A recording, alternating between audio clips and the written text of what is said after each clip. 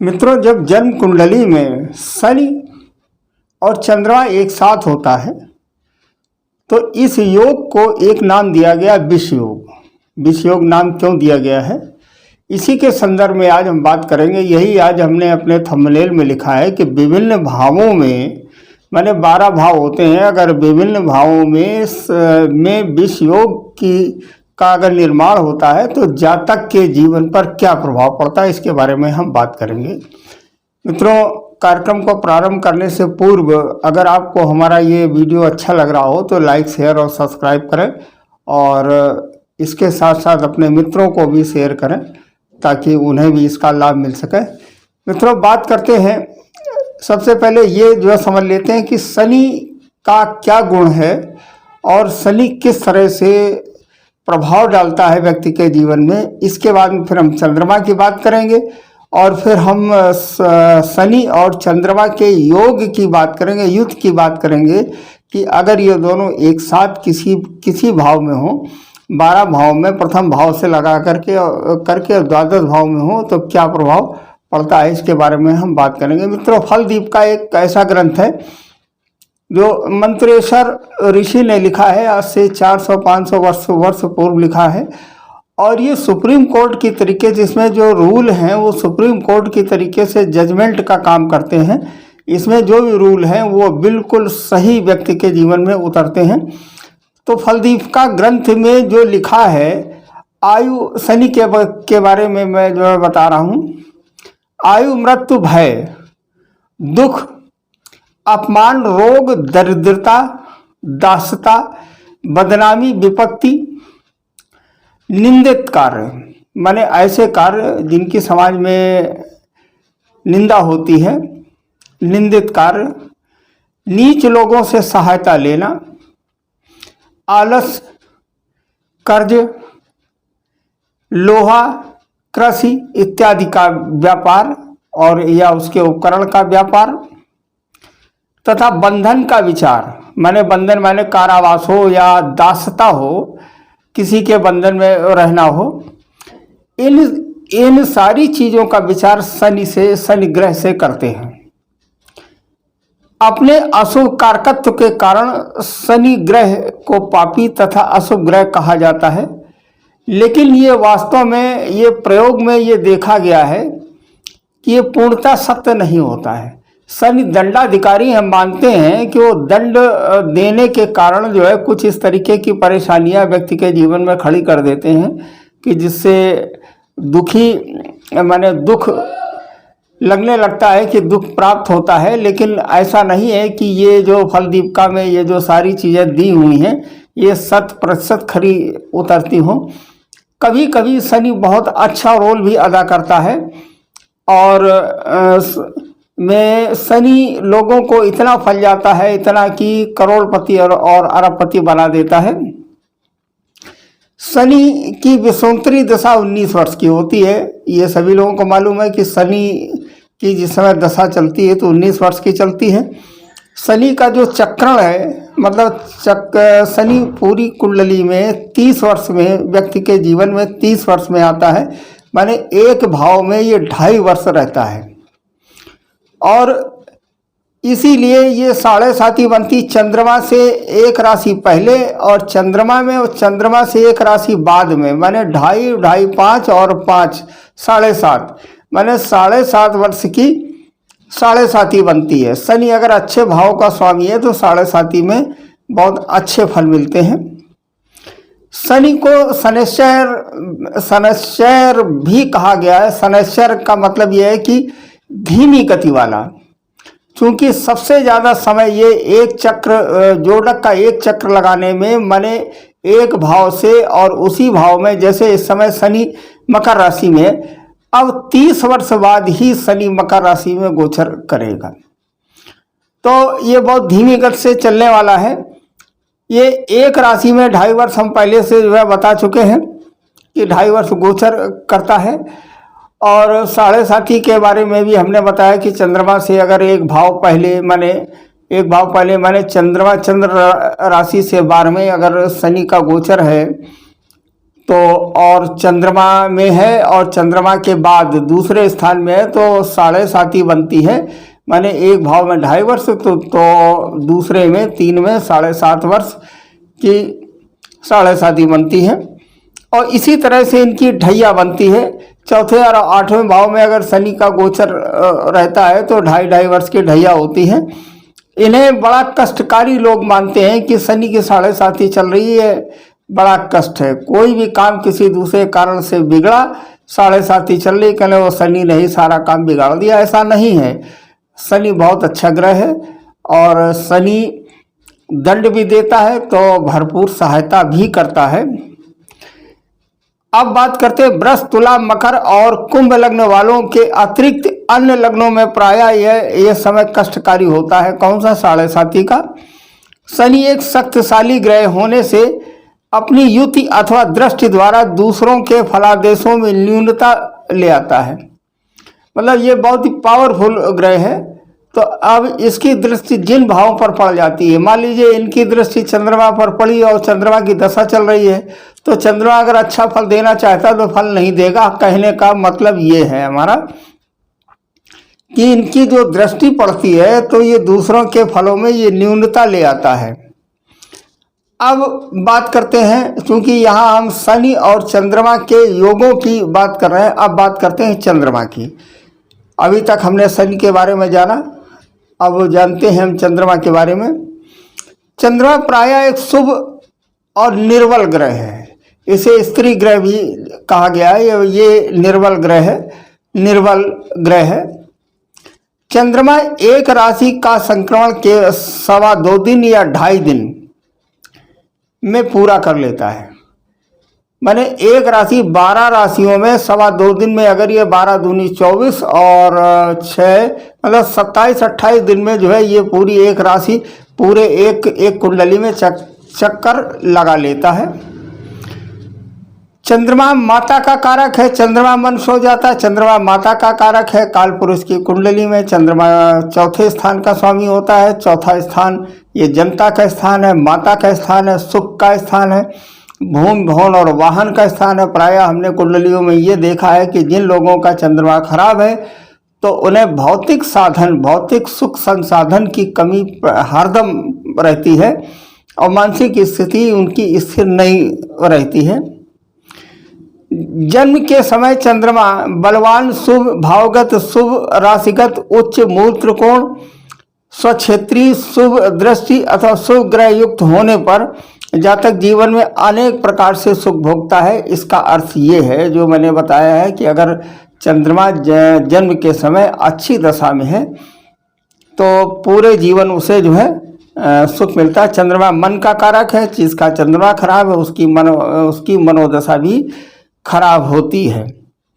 7.5 में सबसे ज़्यादा कष्ट अगर भोगता है तो चंद्रमा ही भोगता है। चंद्रमा सबसे ज़्यादा कष्ट चंद्रमा से 12वें और चंद्रमा में और चंद्रमा से दूसरे अगर इसका गोचर है तो 7.5 बनती है। मित्रों, आज का टॉपिक हमारा ये है कि हम विष योग की बात करते हैं। देखिए, शनि और चंद्रमा का जब योग बनता है तो इससे बड़े खराब रिजल्ट मिलते हैं, तो इसको एक नाम दे दिया गया विष योग। विष का मतलब जहर से नहीं है, विष का मतलब जहर से नहीं है। जातक वर्णम में इसका और जातक पारिजात में निंदित, दुराचारी, पुरुषार्थहीन कहा गया है। जिन लोगों की कुंडली में विष योग बना होता है वो भाव खराब हो जाता है, वो भाव नष्ट हो जाता है। उसके पीछे कारण है चंद्रमा और शनि का जो योग बनता है ये अच्छे रिजल्ट नहीं देता। वो जातक आलसी और कामचोर और मन से, दिल से, दिमाग से, धन से, सब प्रकार से वो निकृष्ट होता है। तो आज का हमारा जो वीडियो बनाने का केवल उद्देश्य ये है कि आज हम ये बात करेंगे चंद्रमा और शनि की जो युति है इसे विष योग का नाम दिया गया। ये हमने अभी आपको बताया है कि इसे विष योग क्यों कहा गया है। शनि के बारे में हमने बताया कि फलदीपिका में क्या लिखा है और ये भी कहा कि ये प्रायः सत्य नहीं है। शनि अगर अच्छे भाव का स्वामी है तो अच्छे रिजल्ट देता है। और चंद्रमा के बारे में भी हमने जो है बताया कि काल पुरुष की कुंडली में चंद्रमा चौथे स्थान का स्वामी है। चंद्रमा की जो राशि है वो कर्क राशि है। चंद्रमा माता का कारक है, चंद्रमा मन का कारक है, क्योंकि चौथे स्थान का स्वामी होकर के ये भौतिक संसाधन और सुखेश होता है। इसका जो कारकत्व सुखेश है। अगर जन्म के समय चंद्रमा की स्थिति खराब है तो व्यक्ति जीवन भर दुख भोगता है, उसे सुख की स्थिति नहीं मिलती। चंद्रमा अगर नीच का है, वृश्चिक राशि में है, तो उसकी मानसिक स्थिति खराब होती है और धन से वो व्यक्ति धनहीन होता है। अब विष योग की बात करते हैं कि चंद्रमा और शनि की जो युति अगर प्रथम भाव में हो, लग्न के प्रथम भाव में हो, तो जातक को क्या प्रभाव पड़ता है, इसके बारे में देखते हैं। आइए प्रथम भाव के बारे में जानते हैं। अगर ये योग के कारण, अगर लग्न भाव में विष योग बना हो, इस योग के कारण माता के बीमार रहने और उसकी मृत्यु से किसी अन्य स्त्री, बुआ अथवा मौसी द्वारा उसका बचपन में पालन पोषण होता है। देखिए ये कितनी खराब बात है कि अगर लग्न में विष योग बना है, चंद्रमा और शनि की अगर युति है, तो उस जातक की माँ का देहांत हो जाता है और उसका पालन पोषण किसी दूसरी स्त्री के द्वारा, माता मतलब बुआ या मौसी के द्वारा उसका पालन पोषण होता है। प्रायः ऐसा देखा गया है। अच्छा, उसे सिरदर्द की और स्नायु मंडल की, क्योंकि शनि नसों का कारक है। स्नायु मंडल माने नसों से संबंधित बीमारियां रहती हैं। उसका वो रोगी रहता है, चेहरा उसका निस्तेज रहता है, चेहरे पर तेज बिल्कुल नहीं जो रहता है। जातक निरुत्साही, उसके अंदर उत्साह नाम की चीज नहीं होती, वहमी होता है। शंकालु प्रवृत्ति का होता है, हर बात पर वो शंका करता है, और शंका करने से अगर उसने पत्नी पर शंका कर ली तो उसकी घर गृहस्थी बर्बाद हो जाती है। शंकालु होता है। नौकरी में पदोन्नति जो प्रोग्रेस है, उसका जो प्रमोशन है, उसमें बहुत देरी होती है, क्योंकि शनि है। शनि देरी का कारक है, शनि अवरोध उत्पन्न करता है। नौकरी में, विवाह में भी देरी होती है। दाम्पत्य जीवन सुखी नहीं रहता है। इस प्रकार जीवन में कठिनाइयां भरपूर रहती हैं अगर विष योग लग्न में बना है तो। अब बात करते हैं दूसरे स्थान में, माने अगर दूसरे भाव में विष योग बना है, शनि और चंद्रमा की युति है, घर के मुखिया बीमारी या मृत्यु के कारण बचपन आर्थिक कठिनाइयों में व्यतीत होता है।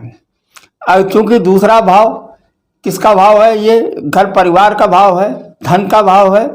अगर इसमें विष योग बना हुआ है तो होता क्या है कि मुखिया की मृत्यु हो जाती है और उसका बचपन कैसे गुजरता है, आर्थिक कठिनाइयों में उसका जीवन गुजरता। पैतृक संपत्ति मिलने में बाधा आती है, क्योंकि दूसरा स्थान ये घर परिवार का स्थान, उस परिवार की बात करते हैं जो माता पिता का स्थान है, तो पैतृक संपत्ति मिलने में परेशानी आती है। शनि बाधक ग्रह है। वह व्यक्ति कंजूस होता है। शनि की चूंकि का नेचर सही नहीं है तो कंजूस होता है, बात बात पर शंका करना, झूठ बोलना, और आर्थिक स्थिति ठीक नहीं रहती है। और उसके चूंकि दूसरा भाव मुंह का भी भाव होता है, तो मुंह से संबंधित बीमारियां, दांतों की बीमारियां, कान इत्यादि में बीमारियां होने की संभावना बनी रहती है। तो लिहाजा दूसरे भाव में भी विष योग ये फायदेमंद नहीं, लाभकारी नहीं। अब बात करते हैं तीसरा स्थान। तीसरा स्थान छोटे भाई का स्थान और पराक्रम का स्थान। अगर इस स्थान में विष योग बना है तो देखते हैं जो क्या होता है। जातक की शिक्षा अपूर्ण रहती है। तीसरे भाव में अगर है तो इसकी जो तीसरी दृष्टि पड़ती, पंचम स्थान पर पड़ती है, तो इससे शिक्षा जो है क्या होती है, रुक जाती है। नौकरी में, नौकरी से वो धन जो है कमाता, नौकरी भी बहुत निकृष्ट नौकरी करता है, बहुत निचले दर्जे की नौकरी उसे मिलती है।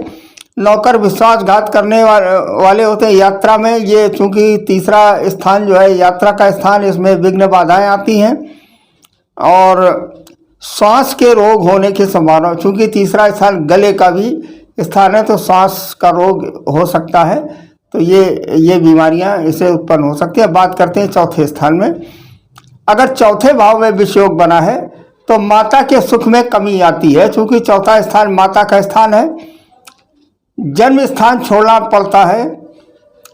मध्यम आयु में आय कुछ ठीक रहती है, मतलब मध्यम आयु में मैंने वही 40-45 साल वर्ष में आय कुछ ठीक रहती है, परंतु अंतिम समय बुढ़ापा जो है उसका बहुत दरिद्रता से गुजरता है, उसे बड़ी परेशानी होती है, स्वयं दुखी रहता है। उसे दीर्घ आयु तो मिलती है लेकिन उसका भाग्योदय नहीं होता है। मृत्युपरांत ही उसकी संतान का भाग्योदय होता है। वो जब मर जाता है तभी उसकी जो संतान का भाग्योदय होता है। और महिलाओं में ज़्यादातर संभावनाएं स्तन रोग की, चूँकि ये जो चौथा स्थान है ये चेस्ट का भी स्थान है, तो अगर महिला जातक है, अगर महिला जातक के उसमें विषयोग बना है तो स्तन संबंधी रोग की संभावना बनी रहती है। मित्रों, ये भी बहुत ही आवश्यक वीडियो है, इसे आप लोग देखें। ये मेडिकल एस्ट्रोलॉजी से भी संबंधित है और अपने मित्रों को भी शेयर करें। अब बात करते हैं पंचम स्थान में अगर विषयोग बना है। विषयोग होने से पंचम स्थान चूँकि शिक्षा का स्थान है, शिक्षा की प्राप्ति में बाधाएं आती हैं। वैवाहिक सुख माने ये प्रेम का भी स्थान है और संतान का भी स्थान है। सभी में देरी होती है, सभी में रुकावटें आती हैं। किसमें? वैवाहिक सुख माने पत्नी से प्रेम नहीं रहता है, संतान में दिक्कत आती है। स्त्री राशि में कन्याएं अधिक होती हैं, क्योंकि यहाँ पर विषयोग बनता है। शनि एक स्त्री ग्रह है, शनि और चंद्रमा दोनों स्त्री ग्रह हैं, तो होता क्या है कि कन्याएं ज़्यादा उत्पन्न होती हैं, पुत्रियों की संख्या ज़्यादा होती है, संतान से कोई सुख नहीं मिलता है अगर पंचम स्थान में विषयोग बना हुआ है। अब बात करते हैं सातवें स्थान, छठे स्थान में। छठा स्थान रोग और ऋण का स्थान है। जातक इसमें अगर छठे स्थान में विषयोग बना है तो दीर्घकालीन रोग होते हैं। ये रोग और ऋण का स्थान है। दीर्घकालीन मतलब ऐसे रोग होते हैं जो ठीक होने का नाम ही नहीं लेते हैं, जिंदगी भर दवा चलती है। ननियाल पक्ष से सहायता नहीं मिलती, चूंकि ये स्थान जो है मामा का भी स्थान है। छठवां स्थान बिल्कुल भी सहायता नहीं मिलती है। व्यवसाय में प्रतिद्वंदी, ये परिश्रम का भी स्थान है, तो व्यवसाय में जो उनके कंपटीटर बहुत नुकसान जो कराते हैं और घर में चोरी भी होने की भी संभावना रहती है, क्योंकि ये जो शनि है ये चौर कर्म को भी बढ़ावा देता है। अब बात करते हैं सातवें स्थान में अगर विषयोग जो बना हुआ है। सप्तम स्थान विवाह का स्थान है, ये परिवार का स्थान है। मित्रों, स्त्री की कुंडली में अगर विषयोग बनता है, यहाँ स्त्री जातक की बात हो रही है। अगर स्त्री जातक की कुंडली में सातवें स्थान में अगर विषयोग बना है तो विवाह में तो पहला तो उसे तकलीफ यही होगी कि विवाह में देरी होगी, और दूसरा विवाह अगर हो भी जाता है तो तलाक की स्थिति बन जाती है। यदि पुरुष की कुंडली में अगर ये स्थिति बनी है तो विवाह में विलंब होता है और पत्नी अधिक उम्र की या विधवा होती है। अगर पुरुष की कुंडली में विषयोग बना हुआ है तो पत्नी या तो अधिक उम्र की होती है या विधवा होती है, और दाम्पत्य जीवन में कटुता और विवाद के कारण वैवाहिक सुख नहीं मिलता है। और ये स्थान चूंकि साझेदारी का भी स्थान है, तो लिहाजा साझेदारी से भी कटुता बन जाती है, साझेदारी टूट जाती है। ये भी हो सकता है कि तलाक की स्थिति उत्पन्न हो जाए, तो लिहाजा सातवें स्थान में विषयोग का जो रिजल्ट है बड़ा खराब जाता है। अब अष्टम स्थान की बात करते हैं। आठवां स्थान आयु का स्थान है। अष्टम स्थान में अगर विषयोग बनता है तो दीर्घकालीन कष्ट और गुप्त रोग होते हैं। टांग में चोट का कष्ट होता है। जीवन में कोई विशेष सफलता नहीं मिलती अगर आठवें स्थान में शनि और चंद्रमा की स्थिति बनी है। वैसे भी आठवें स्थान में शनि केवल दीर्घ आयु देता है, इसके अलावा और अच्छा फल नहीं देता है। अष्टम स्थान में शनि का रिजल्ट बड़ा खराब जाता है। उसकी उम्र चूंकि आयु का कारक है तो ये आयु के स्थान में होता है, तो उम्र उसे लंबी मिलती है, ठीक है ना। अंत समय में उसे दीर्घकालीन ऐसा कष्ट मिलता है कि उसे उसी से ही उसकी मौत हो जाती है। अब नवें स्थान में अगर विषयोग बन रहा है तो नवां स्थान धर्म का स्थान और भाग्योदय का स्थान है। तो नवें स्थान में अगर भाग्योदय मतलब विष योग में चंद्रमा और शनि का अगर योग बन रहा है तो विष योग अगर बन रहा है, भाग्य उदय में रुकावट आएगी। जब भाग्य का उदय ही नहीं होगा तो व्यक्ति उन्नति क्या कर पाएगा। कार्यों में विलंब होता है, यात्रा में हानि होती है, पूजन पाठ में मन नहीं लगता, कमर व पैर में कष्ट रहता है, जीवन अस्थिर रहता है, भाई बहन से अच्छे संबंध नहीं रहते हैं। ये 9वें स्थान में अगर विष योग बन रहा है तो उसका ये रिजल्ट है। अब 10वां स्थान कर्म का स्थान है और 10वां स्थान सम्मान का भी स्थान है और 10वां स्थान पिता का भी स्थान है। पिता से अच्छे संबंध नहीं होते हैं अगर 10वें स्थान में विष योग बन रहा है। नौकरी में परेशानी तथा व्यवसाय में घाटा होता है। पैतृक संपत्ति मिलने में कठिनाई होती है क्योंकि पिता का स्थान है। पिता से जब विवाद की स्थिति बनी रहेगी तो पैतृक संपत्ति कैसे मिलेगी। आर्थिक स्थिति अच्छी नहीं रहती। वैवाहिक जीवन में सुखी नहीं रहता है ऐसा जातक कि जिसके 10वें स्थान में शनि और चंद्रमा की स्थिति बनी हुई है विष योग। अब एकादश स्थान की बात करते हैं। एकादश स्थान ये बड़े भाई का स्थान और लाभ का स्थान है। बुरे दोस्तों का साथ रहता है क्योंकि लाभ दोस्तों से भी लाभ की स्थिति बनती है तो बुरे दोस्तों का साथ रहता है। किसी भी कार्य में लाभ नहीं मिलता है। संतान में सुख नहीं मिलता। जातक का अंतिम समय बुरा गुजरता है। बलवान शनि सुख कारक होता है। अगर शनि की स्थिति अच्छी है तो सुख कारक होता है। अब द्वादश स्थान की बात करते हैं, 12वें स्थान की बात करते हैं। 12वें स्थान में अगर शनि है तो जातक निराश रहता है। उसे बीमारियों के इलाज में अधिक समय उसका लगता है। बीमारियों में मतलब उसका सारा समय बीमारियों के इलाज में ही लग जाता है। जातक व्यसनी बन जाता है। 20 तरह के जो व्यसन होते हैं। अपने कष्टों के कारण वह कई बार आत्महत्या करने की कोशिश करता है। अगर विष योग बनता है, चूंकि चंद्रमा मन का कारक है, शनि उसे आत्महत्या के लिए प्रेरित करता है अगर 12वें स्थान में विष योग बना हुआ है। शनि चंद्र के युद्ध से बना विष योग सबसे कम बलवान होता है। इसमें राशि परिवर्तन अथवा परस्पर दृश्य संबंध होने पर विष योग संबंधी प्रबल प्रभाव जातक को प्राप्त होते हैं। इसका अतिरिक्त शनि की तीसरी, 7वीं या 10वीं दृष्टि जिस स्थान पर हो वहां चंद्र कुंडली में चंद्रमा स्थित होने पर विष योग के समान ही फल जातक को प्राप्त होता है। मित्रों, यहाँ एक बात और मैं जो है कह देना चाहता हूँ कि चंद्रमा की दृष्टि तीसरी, 7वीं और 10वीं दृष्टि होती है। उसकी शनि की तीसरी, 7वीं और 10वीं दृष्टि होती है। अगर तीसरे स्थान में शनि है, चंद्रमा है, अगर शनि की दृष्टि पड़ रही है तो उस स्थान में, उस भाव में, जिस भाव में चंद्रमा है विष योग बना, 7वें में अगर पड़ रही है, अगर वहाँ चंद्रमा है तो वहाँ भी विष योग बना, वो भाव भी चौपट हो गया। अगर 10वें स्थान में पड़ रही है तो वो भाव भी जो है बर्बाद हो गया। और अगर चंद्रमा और शनि 12वें स्थान में है तो अच्छे रिजल्ट नहीं देता है। जातक इतना परेशान होता है कि आत्महत्या करने के बारे में सोचने लगता है। मित्रों, वीडियो बड़ा हो रहा है लेकिन फिर भी चूंकि शनि के गुण और दुर्गुण ये इतने ज़्यादा हैं कि इसे मतलब चाहे जितना जो है बताते रहो। अब बात करते हैं कि शनि को ठीक करने के लिए अब इसके जरा उपाय की भी बात जो है कर लेते हैं कि शिव जी शनि के गुरु, शनिदेव के गुरु हैं।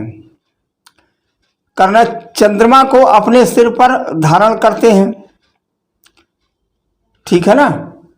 तो विष योग के दुष्प्रभाव को कम करने के लिए देवों के महादेव शिव की आराधना करनी चाहिए। विष योग जिस भाव में भी बन रहा हो तो देवों को देव महादेव, कारण यह है ना कि चंद्रमा शिव जी के सिर पर धारण है और शनि के गुरु हैं शिव। तो अगर शिव की हम आराधना करेंगे तो चाहे जिस भाव में विष योग बना हो उससे शांति मिलती है और उससे फायदा मिलता है।